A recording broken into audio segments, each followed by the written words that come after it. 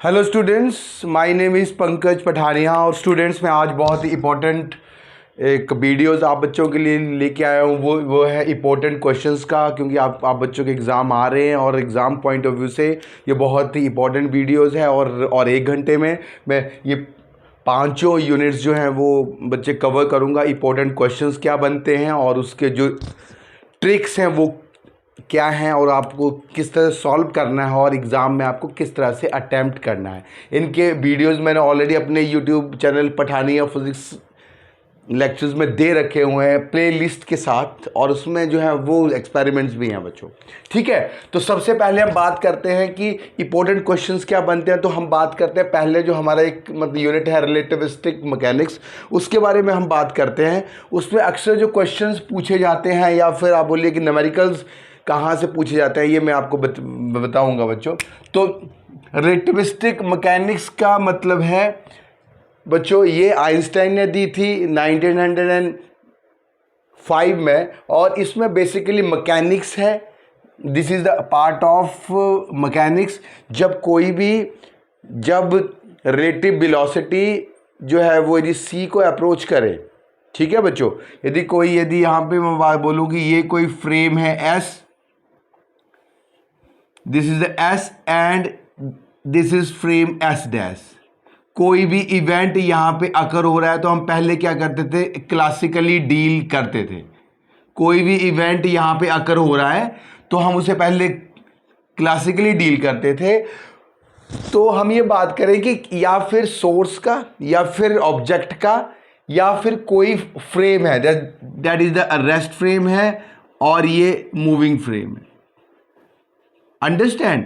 तो इन दोनों के बीच की यदि ये वेलोसिटी v के साथ मूव कर रही है, कांस्टेंट वेलोसिटी के साथ, ठीक है बच्चों, तो क्या होगा यदि ये वेलोसिटी जो है वो c को अप्रोच करे तो क्या होगा, तो हमें रिलेटिविस्टिक मैकेनिक्स का यूज करना पड़ेगा मेजरमेंट्स के लिए। लेंथ की आप बात करिए, टाइम इंटरवल की बात करिए, मास की बात करिए, तो हमें क्या है, स्पेशल थ्योरी ऑफ रिलेटिविटी, या आप बोलिए कि हमें रिलेटिविस्टिक मैकेनिक्स की जरूरत पड़ती है उन फिनोमिनन को समझने के लिए। और जैसे ही वेलोसिटी c से बहुत कम हो जाती है तो हम जो वो क्लासिकल फिजिक्स की बात करते हैं, न्यूटोनियन मैकेनिक्स की बात करते हैं। यदि सिंपल सा एग्जांपल है कि यदि हमारे पास न्यूटन्स लॉ है, वो गामा क्यूब एम ए है यदि वेलोसिटी c को अप्रोच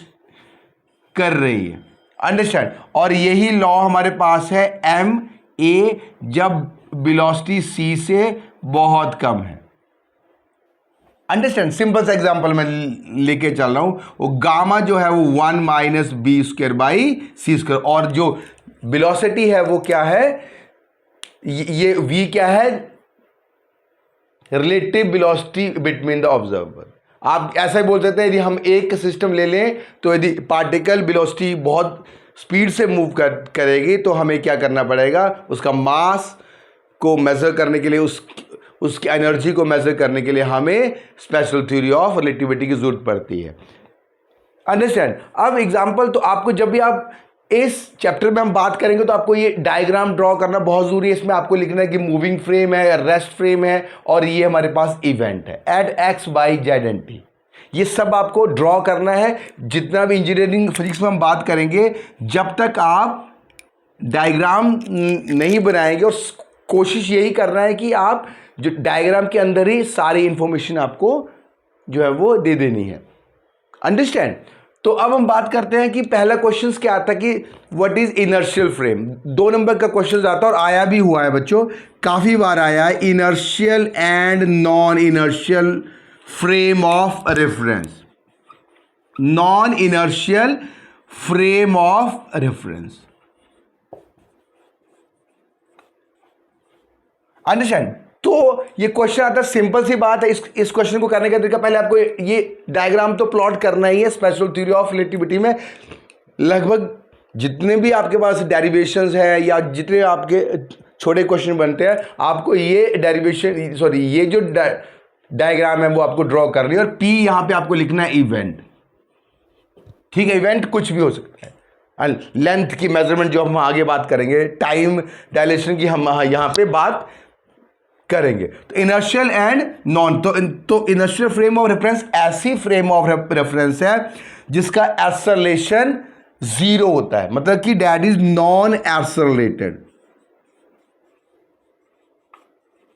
और नॉन इनर्शियल फ्रेम ऐसी फ्रेम जो कि एक्सेलरेटेड हो, ये आपको ध्यान रखना है। और इसमें क्या है, Newton's first and second law, तो यहां बोलते कि न्यूटन्स लॉ आर वैलिड्स। ये 2 पॉइंट आपको लिखने हैं और इसमें हम बात करते हैं कि न्यूटन्स लॉ आर नॉट वैलिड्स,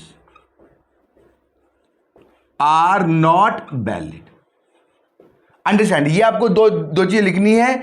तो अब हम ये इसमें वैलिड है और इस वाले में नॉन एक्सेलरेटेड में इट इज नॉट वैलिड। और स्पेशल थ्योरी ऑफ रिलेटिविटी जो इनर्शियल फ्रेम ऑफ रेफरेंस को लेके ही जनरेट की गई है। तो ये क्वेश्चन आता है कि what is inertial and what is non. और एक बात है कि अर्थ, क्या अर्थ जो है वो इनर्शियल है या नॉन इनर्शियल है। अर्थ को हम इनर्शियल बोलते हैं जब हम उसके स्पिन पार्ट को नेग्लेक्ट करते हैं। Spin motion will be neglected. आपको जब भी आएगा तो ये लिखना होगा, inertial earth is inertial frame of reference and, और हम ये लिखना पड़ेगा कि उसकी जो स्पिन मोशन है उसको हम नेग्लेक्ट कर दें तो अर्थ एक इनर्शियल फ्रेम के फॉर्म में हम उसको मारते।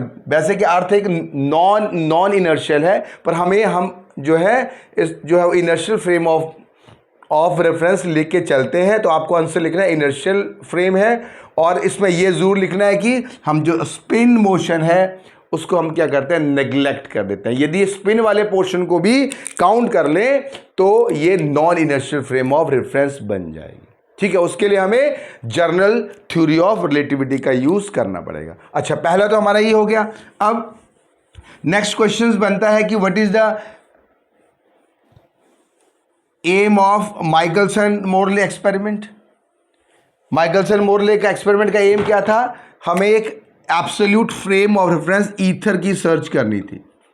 ईथर एक मीडियम है, एब्सोल्यूट मीडियम, उसका क्या करना था, to find the ether medium, absolute frame of reference, to find the absolute. तो ये माइकलसन मोरले एक्सपेरिमेंट का मैंने ऑलरेडी वीडियो में उसमें आपको डिस्कस करना, तो आपको क्वेश्चन आ सकता है 2 नंबर का कि एब्सोल्यूट की व्हाट इज द सिग्निफिकेंस और the negative result of Michelson Morley experiment.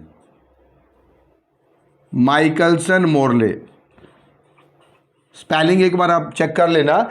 Michelson Morley experiment का आपको बच्चों सिग्निफिकेंट रेटिव रिजल्ट एम क्या है, तो सिंपल एम है कि माइकलसन मोरले ने एक्सपेरिमेंट परफॉर्म किया और उसने एक absolute frame of reference, to find the absolute frame of reference.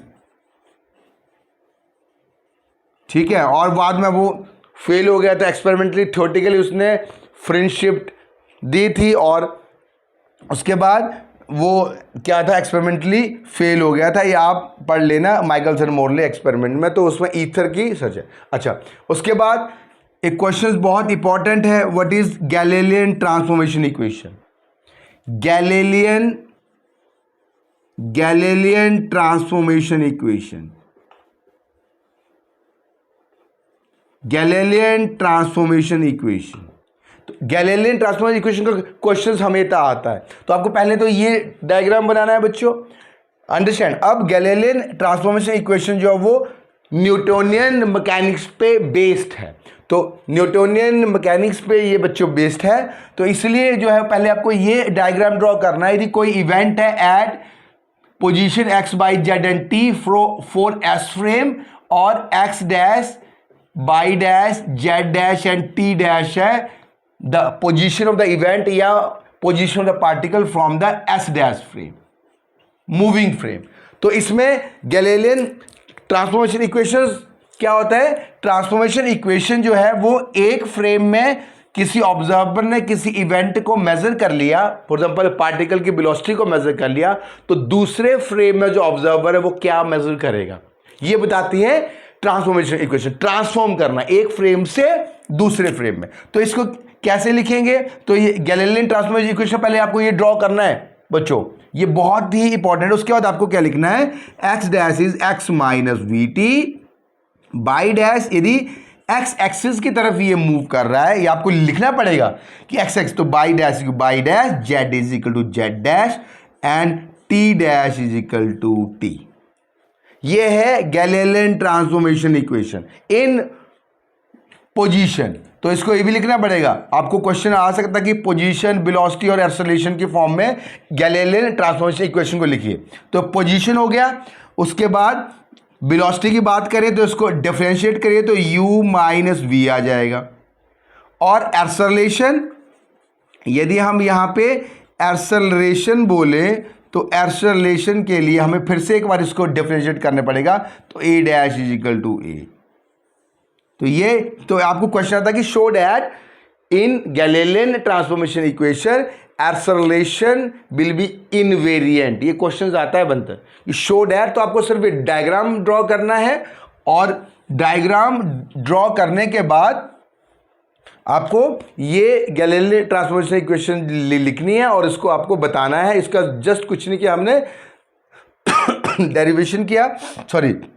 Derivative किया और इसका अगेन इसको क्या कर दिया, डिफरेंशिएट कर दिया, तो ये एक्सेलरेशन आ गया। तो ये क्या है, गैलीलियन ट्रांसफॉर्मेशन। बस आपको इतना सा काम करना है और आपको ये लिखना कि ये this S frame and S dash frame and S dash frame is moving with velocity v। ठीक है, तो ये हो गया गैलीलियन ट्रांसफॉर्मेशन इक्वेशन। उसके बाद जो है पर ये गैलीलियन ट्रांसफॉर्मेशन इक्वेशन जो कि क्लासिकल फिजिक्स है, वो क्या करती है, जो पॉस्टुलेट्स है, दो नंबर क्वेश्चन और ही बनता है। ये तो आपका लगभग 5 मार्क्स का या 6 मार्क्स का क्वेश्चन बन जाता है बच्चों, इतना कुछ और आपको टेल इसमें ऐड कर सकते हैं, अंडरस्टैंड। तो यदि आप इतना भी आप कर दो कि 10 मार्क्स का है तो 9 मार्क्स जाएंगे, यदि कोई टेल होगा तो आपको टेल जैसे 2 मार्क्स का हो सकता है। ठीक है, अब हम बात करते हैं कि पॉस्टुलेट्स, एक क्वेश्चन और आता है आपका, क्वेश्चन नंबर 2, क्वेश्चन कर दिए, that is the postulates of special theory of relativity, postulate of special theory of relativity, special theory of relativity। ठीक है, तो postulates of special theory of relativity में हम बात करें तो ये पॉस्टुलेट्स की हम यदि बात करें तो ये, क्योंकि गैलीलियन ट्रांसफॉर्मेशन इक्वेशंस पे क्वेश्चन बनता है इसलिए मैं यहाँ पे लेके आया। तो गैलीलियन ट्रांसफॉर्मेशन में टेल क्या जोड़ते हैं कि show that Galilean transformation equation जो है वो पॉस्टुलेट्स जो दिए थे आइंस्टाइन ने, एक वैलिड पॉस्टुलेट्स दिए थे, उसको वो क्या करता है, उसको जस्टिफाई नहीं करता या डिफाई करता है। वो क्या है कि पहला है ऑल लॉज ऑफ न्यूटन्स या न्यूटन्स लॉ बोल लीजिए are valid in inertial frame. ठीक है, सेकंड पॉस्टुलेट्स है कि वेलोसिटी ऑफ लाइट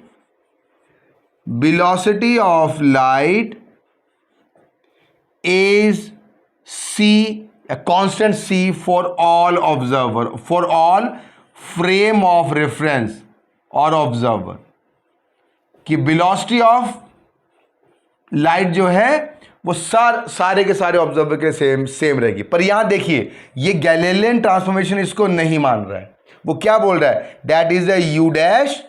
यहां देखिए एक ऑब्जर्वर ने c मेजर की, रेस्ट वाले ने c मेजर की, तो जो मूविंग फ्रेम वाले ऑब्जर्वर ने वो अलग मेजर करेगा। देखो c माइनस भी, इसके लिए c डैश है, उसके लिए c माइनस, यदि रेस्ट वाले के लिए c है तो मूविंग वाले के लिए c माइनस भी है। इसलिए गैलीलियन ट्रांसफॉर्मेशन इक्वेशंस से हम क्या कर सकते हैं, जब वेलोसिटी c को अप्रोच कर रही हो तो हम गैलीलियन ट्रांसफॉर्मेशन इक्वेशन या न्यूटोनियन मैकेनिक्स को यूज नहीं कर सकते। इसलिए फिर लॉरेंज ने ट्रांसफॉर्मेशन इक्वेशन दिया, और वो जो ट्रांसफॉर्मेशन इक्वेशंस के लिए इसमें देखिए टी भी एब्सोल्यूट है, उसमें क्या है कि हमारे पास जो है, अब बात करते हैं लॉरेंस ट्रांसफॉर्मेशन इक्वेशन। लॉरेंस लिख लेते हैं, लॉरेंस ट्रांसफॉर्मेशन इक्वेशन। तो लॉरेंस ट्रांसफॉर्मेशन इक्वेशन के अकॉर्डिंग ये जो इक्वेशन क्या बन जाएगी, यदि आप सॉल्व करोगे, दोनों पॉस्टुलेट्स को यूज करके इसको सॉल्व करना है, ठीक है, मैंने ऑलरेडी डेरिवेशन में कर रखा है। X dash is equal X minus B T, Y dash equal Y, Z dash Z, T dash T minus U V. इसको आप देखिए, इस जो गैलीलियन, ये देखो एक्स माइनस बी टी है। अब हम बात करें इसको, तो ये टोटल जो हमारा बन जाएगा that is T minus V X by C square. V यदि एक्स एक्सिस की तरफ यदि मूव कर रहा है तो ये वी एक्स, ध्यान रखना इसको, V X upon C square, 1 minus V square by C square. ठीक, कोई अंडरस्टैंड? और अगेन आप ध्यान रखना कि गैलीलियन ट्रांसफॉर्मेशन इक्वेशन जो है वो यहां से भी आ जाएंगी। यदि वेलोसिटी बहुत कम हो जाएगी तो अगेन ये 1 हो जाएगा, ये 1 हो जाएगा, और इसके कंपैरिजन टी डैश, ये बहुत कम हो, सी बहुत ज़्यादा है तो वी बहुत कम है, तो ये नेग्लेक्ट हो जाएगा, तो टी डैश अगेन टी, और x dash is equal to x आ जाएगा। Y dash equal y, the x axis की तरफ ये मूव कर रहा है। अंडरस्टैंड? तो ये सारी चीजें हैं जो आपको, ये क्या है, लॉरेंस, बस आपको ये लॉरेंस ट्रांसफॉर्मेशन इक्वेशन लिखनी है। और यदि क्वेश्चन है कि इनवर्स लॉरेंस ट्रांसफॉर्मेशन इक्वेशन, तो यहां पे x लिखना है, तो x is equal to x plus v t कर देना है, 1 minus B square upon c, inverse x is equal to x dash plus b t, और y is equal to y dash, z dash is equal to z, sorry z dash is equal to z, या फिर आप इसके तो उल्टा उल्टा होगा, ये इन्वर्स हो जाएगा, और t is equal to T plus V X upon C square, 1 minus B square by C square.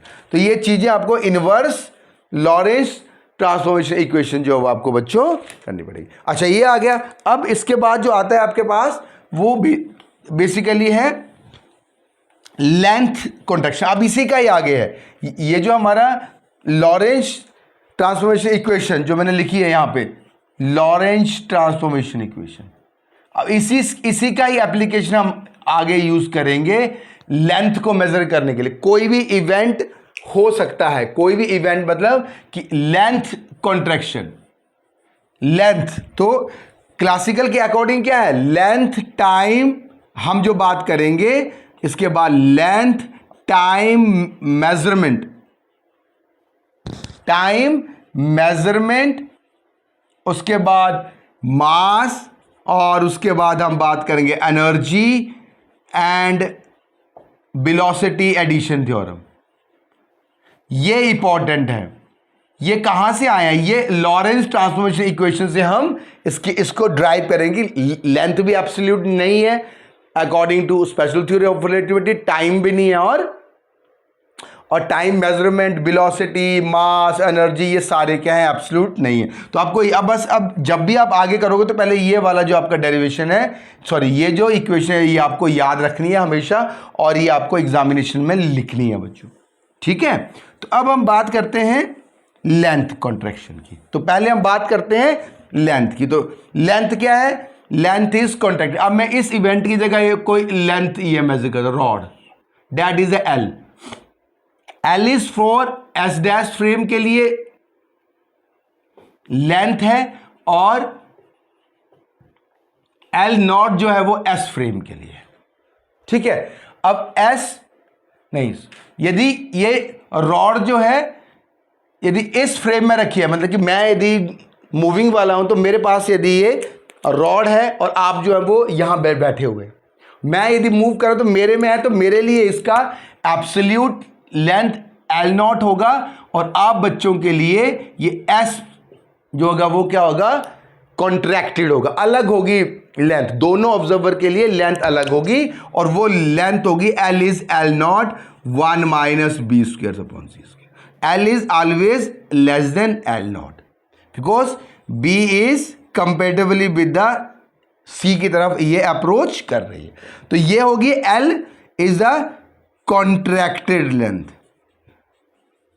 और इसे हम क्वेश्चन आता है इम्प्रॉपर लेंथ, तो इम्प्रॉपर लेंथ और प्रॉपर लेंथ का भी क्वेश्चन बनता है। प्रॉपर लेंथ और इम्प्रॉपर लेंथ का भी क्वेश्चन आता है कि व्हाट इज प्रॉपर। तो प्रॉपर लेंथ वो लेंथ है जिस ऑब्जर्वर जिस फ्रेम ऑफ रेफरेंस में रॉड को रखा गया है, और इम्प्रॉपर कौन सी है, जिस फ्रेम ऑफ रेफरेंस में जो है वो रॉड को नहीं रखा गया है या फिर रिलेटिव है उस ऑब्जर्वर, मतलब कि वेलोसिटी v के साथ मूव कर रही है। अब देखिए इसके लिए मेरे लिए तो ये क्या है, रेस्ट में ही है क्योंकि ये मैं मूव कर रहा हूं, पर आपके लिए ये एल हो जाएगी। तो इसके ऊपर न्यूमेरिकल्स भी बनते हैं। कभी आपको एल दिया होता है, जैसे एल नॉट है, यदि 1 मीटर है, यदि यहाँ मैं वहाँ पे 1 मीटर करूँ, यदि 1 मीटर की रॉड है तो एल नॉट हो जाएगा 1 मीटर। तो एल जो होगा वो, यदि वेलोसिटी 0.8 c है तो लगभग ये 0.7 मीटर के अराउंड या 0.8 मीटर डिपेंड करेगा ये वेलोसिटी पे, तो कम आएगी। L is less than l not. तो इस पे क्वेश्चन आता है और ये एंगल से भी कर देते हैं क्वेश्चन आपस में, ये एंगल में भी आता है 30 डिग्री। यदि एक्स एक्सिस की तरफ मूव कर रहा है तो ये एल एक्स जो होगा वो कॉन्ट्रैक्टेड होगा, ये कॉस थीटा, और एल वाई जो होगा वो एल नॉट अब बाई डायरेक्शन में कॉन्ट्रैक्ट नहीं होगा क्योंकि वो बाई में मूव नहीं कर रहा है, तो ये एल नॉट साइन थीटा। और इसका और एल हम पुट कर लेंगे L X square plus L Y square. Angle आप यहां से कंपोनेंट फॉर्म में, यदि किसी एंगल में होगा तो आपको ये वाला फॉर्मूला जो यूज करना है। ठीक है बच्चों, एक बार क्रॉस चेक भी आप कर सकते हैं। ठीक है, अब बात करते हैं टाइम डायलेशन की। लेंथ की हमने बात कर ली, अब बात करते हैं टाइम डायलेशन की। ये तभी आपको समझ आएगा जब आपको लॉरेंस ट्रांसफॉर्म। तो टाइम की यदि हम बात करें तो टाइम इंटरवल मेजरमेंट, अब इसकी जगह हम जो क्लॉक रख दें, इवेंट ये हमने क्लॉक रख दी। ठीक है, अब कोई भी इवेंट हो रहा है, माना कि मैंने एक टॉर्च को ऑन किया एंड ऑफ किया, तो इसने मेजरमेंट की। जैसे 1 मिनट में मैंने क्या कर दिया, मेरे पास जो है वो मैंने इवेंट किया कि मैंने एक टॉर्च को ऑन किया 1 मिनट के, मतलब 60 सेकंड के लिए मेरे पास है। तो इस वाले ऑब्जर्वर के लिए 60 से ज्यादा, मतलब सपोज करो 61 सेकंड लेगा उस इवेंट को मेजर करने के लिए। That is a time dilation. Time is dilated और length is contracted. Time is dilated, इसे हम टाइम डायलेशन भी बोलते हैं। और time dilation is real effect, ये एक रियल इफेक्ट है। Time dilation is a real effect, और इसका जो एग्जाम्पल है वो है एग्जिस्टेंस ऑफ मीजोन। ये आपको जरूर लिखना है, एग्जिस्टेंस ऑफ मीजोन पार्टिकल इन अर्थ। इन अर्थ के अंदर जो है वो टाइम डायलेशन जो एग्जिस्ट करता है मीजोन पार्टिकल, वो इसका एग्जांपल है। तो इसी तरह से प्रॉपर टाइम और इम्प्रॉपर टाइम भी, भाई इम्प्रॉपर टाइम को यदि यहां पे इसने रखा तो इसके लिए इम्प्रॉपर होगी क्योंकि ये रिलेटिव वेलोसिटी v के साथ रॉड मूव कर रही है या फिर फ्रेम मूव कर रही है या फिर कोई भी इवेंट जो है वो हो रहा है, तो ये इसके लिए होगी प्रॉपर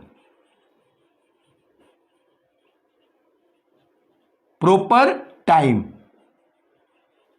इम्प्रॉपर टाइम, तो ये प्रॉपर टाइम में हम delta T is equal to delta T naught upon, ये मेजरमेंट इंटरवल है, इसको हम ऐसे लिखते हैं T upon T naught 1 minus B square by C square. इसको बोलेंगे हम, इसको टी जो है वो that is T naught 1 minus B, तो ये टी नॉट हो गया हमारे पास प्रॉपर और टी जो है वो इम्प्रॉपर।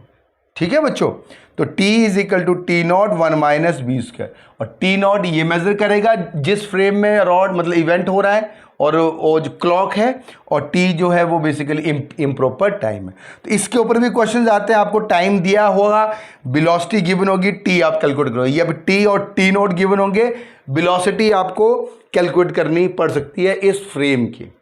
ठीक है बच्चों, तो अब हम बात करते हैं, इसके बाद है मास वाला। लेंथ भी क्या हो गया, ये तभी आएगा जब आपको लॉरेंस ट्रांसफॉर्मेशन इक्वेशंस पता होंगी। ठीक है, और आप डायरेक्टली भी इनको याद कर सकते हैं। अब बात करते हैं मास। तो मास का भी यही है, मास हम बोलते हैं एब्सोल्यूट है, पर स्पेशल थ्योरी ऑफ रिलेटिविटी के बोले कि यदि मास, यदि रॉड, यदि मैं जो है वो वेलोसिटी सी की तरफ अप्रोच करके मूव करूं तो मेरा भी मास अलग हो जाएगा। यदि मैं अर्थ में मैं मेजर कर लूं और यदि मैं रॉकेट में जाऊं हाई स्पीड में, तो मेरे मास में डिफरेंस आएगा। इसे हम बोलते हैं that variation of mass with velocity. इसका डेरिवेशन भी इंपॉर्टेंट है। ठीक है, वो भी आपको करनी है बच्चों, वीडियोस मैंने बना रखे हैं। तो mass is equal to M is M naught 1 minus B square.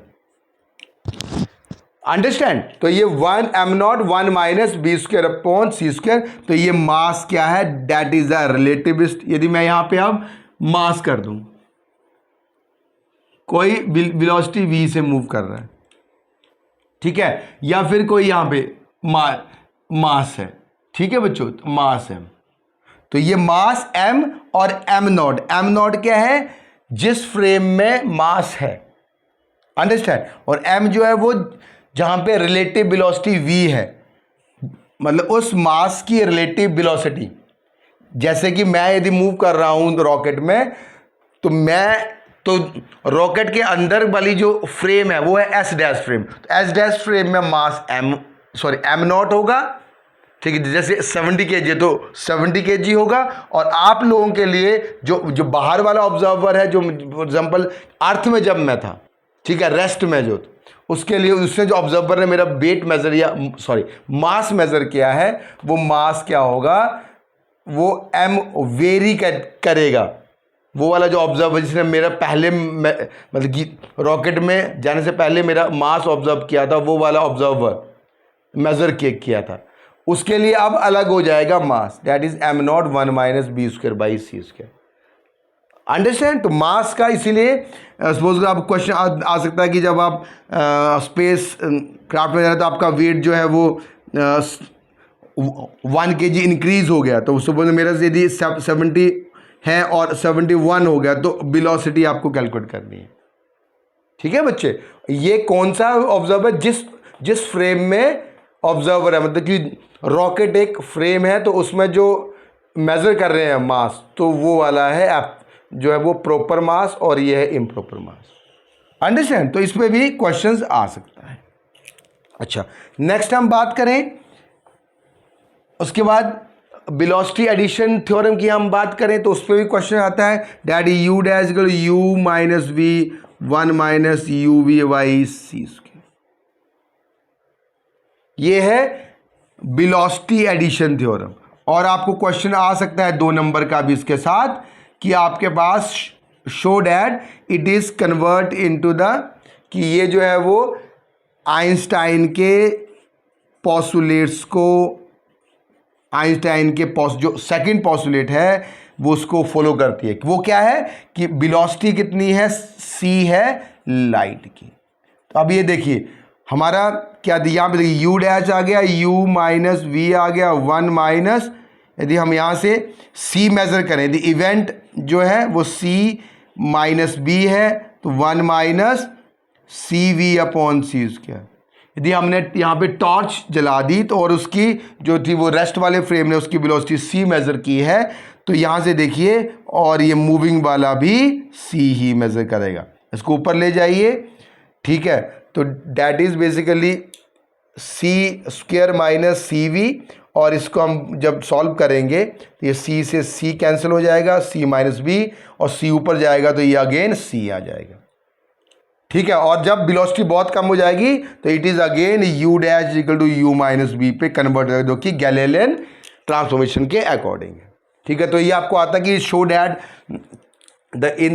According to Einstein special theory of relativity the vector addition theorem जो है वेलोसिटी की, वो सेकंड जो पोस्टुलेट है उसको फॉलो करती है। 100% फॉलो करती है। ठीक है बच्चों। अच्छा, ये हो गया आपके पास वेरिएशन ऑफ मास हो गया, एडिशन ऑफ वेलोसिटी हो गया। उसके बाद energy mass equivalence. Energy mass equivalence में E is equal to mc²। Significance पूछ सकते हैं, डेरिवेशन मैंने ऑलरेडी मतलब कर रखी है। कोई मास यदि है तो जो उसकी एनर्जी है, kinetic energy, that is the work done, और ये F डॉट ds है, और F हमारे पास ma है, और m और a दोनों वेरिएबल है। इससे जो है वो बेसिकली ये आएगा। उसमें हमारे पास काइनेटिक एनर्जी कितनी आई थी बच्चों, m minus am not by c²। और यदि v बहुत कम है c से तो ये kinetic energy half m not b² में कन्वर्ट हो जाएगी। ये याद रखना। तो आपको सिग्निफिकेंस पूछ सकते हैं, डेरिवेशन पूछ सकते हैं, आपको ये ड्रॉ करना बहुत ज़रूरी है। ये वाला मास, दैट इज द डिस्प्लेसमेंट, ये भी आप ड्रॉ कर दोगे। मास आप यहाँ रखिए कि मास है वो वेलोसिटी v के साथ मूव कर दो। dw work done is equal to the kinetic energy is equal to a force multiply by displacement.